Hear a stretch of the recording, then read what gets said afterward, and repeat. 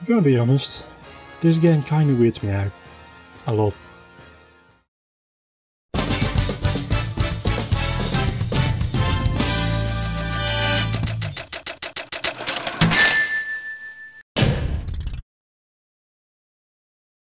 This by no means is a normal Pokémon game, because in a normal Pokémon game you're a 10-year-old, 11-year-old trainer going out into the world, capturing Pokémon and facing the world, because you're 10 and you can definitely face the world.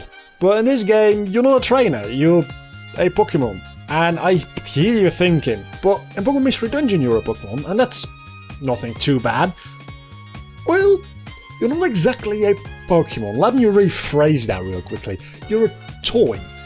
You're a Pokémon toy. You start out as a piece of plastic that can move of its own accord and for some reason use attacks. Don't ask me why, it just does. And as this little cute plastic thingy, you go into a battle royale with a lot of other toys. What is it with Pokémon toys coming alive? You see why this game weirds me out. And of course you're way too weak as a toy because toys have power levels, but yours isn't over 9,000, so yeah, you'll get your ass handed to you, and you get some back out immediately. So what you have to do now is get more powerful, right? Make sure you can take on these big, mean, bad other toys. No, now you just gotta find a replacement. You see, you don't level up, you don't become more powerful, you don't do anything of the sort. You replace your toys.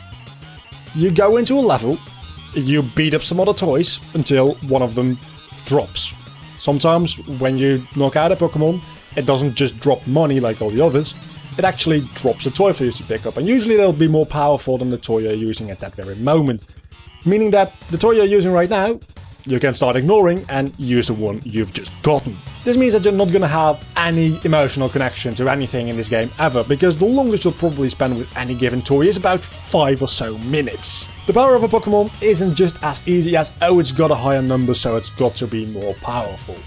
The power of a Pokémon is based on a couple of different things. Because a Pokémon has a power ranking, but it also has a attack and a defense stat. Do I have to explain what they're for? Higher attack stat means more damage, higher defense stat means you get less damage. Why am I explaining this? It's basic RPG things. And those don't have to necessarily correlate with the power. You can have a lower powered Pokémon with a higher attack and defense stat, meaning that it's probably more likely to be useful to you. And then of course, like in every actual Pokémon game, there's different moves, and moves have different power rankings as well. So a Pokémon with worse moves, you probably don't want to use. You can teach your Pokémon other moves using money, but that's somewhat random, and those moves don't necessarily have to be good. I've spent a lot of money trying to get good moves, and spending about like 5 or so tries getting something useful. So you do need quite a lot of money if you want to make a Pokémon powerful enough to compete, and then it's likely that within 5 or 10 minutes you'll replace it and all that money will be lost. And of course it's a Pokémon game, so every move and every Pokémon has its typings, even though everything is made out of plastic. So you're telling me this piece of plastic is an electric type, and this piece of plastic is a grass type, and this piece of plastic is a fire type? If it is a piece of plastic and it's a fire type, its type should be molten plastic. So the progression of the game is very, very lazy. Every single world consists of 6 levels and a battle royale, and those 6 levels in every single world are the same. I'm not kidding you. I don't know how they got away with this.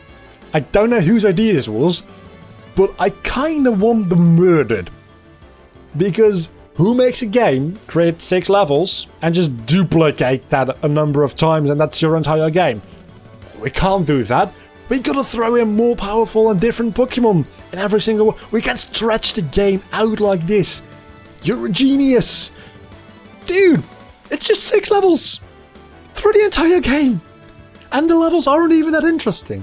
They're just themed corridors filled with loads and loads of Pokémon you can knock out for money, and sometimes they drop toys, like I said, and you can use those toys to knock out other Pokémon, get some more money and get some more toys, and the endless cycle continues.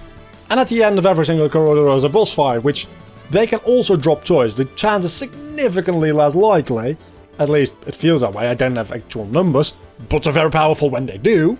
So you go from one world to the next, to the next, to the next, and then you finish the final Battle Royale. You have just completed normal mode and you've seen nothing but Kanto Pokémon so far, which is intriguing because this game is part of the 4th generation spin-off. So what gives? Well, you just unlocked Advanced Mode, which is exactly the same but with more higher numbers and Sinnoh Pokémon. Whoop-de-fucking-do, we can do that all over again. I swear to you, after finishing the second world, you've seen the entire game, because you've seen the entire game after the first world, and you're starting to get annoyed by the fact that you don't see anything new after the second world. There's plenty of worlds after that, no need to play them whatsoever. Now you do the exact same thing as you did in normal mode and go through the entire Advanced Mode, which admittedly, at the time of release, was a little bit more fun because you didn't know the Sinnoh Pokémon as well as you do now, so that was a little bit of like new-ish feeling. But years later, Sinnoh Pokémon and Kanto Pokémon are both old. So as long as they don't have a Alolan Pokémon, this is not that interesting to me. And then when you finish Advanced Mode, they have the audacity to give you EX Mode. And you might think EX Mode is at another set of worlds. No. EX Mode is just like Endless Mode. And honestly, if you're playing EX Mode for longer than...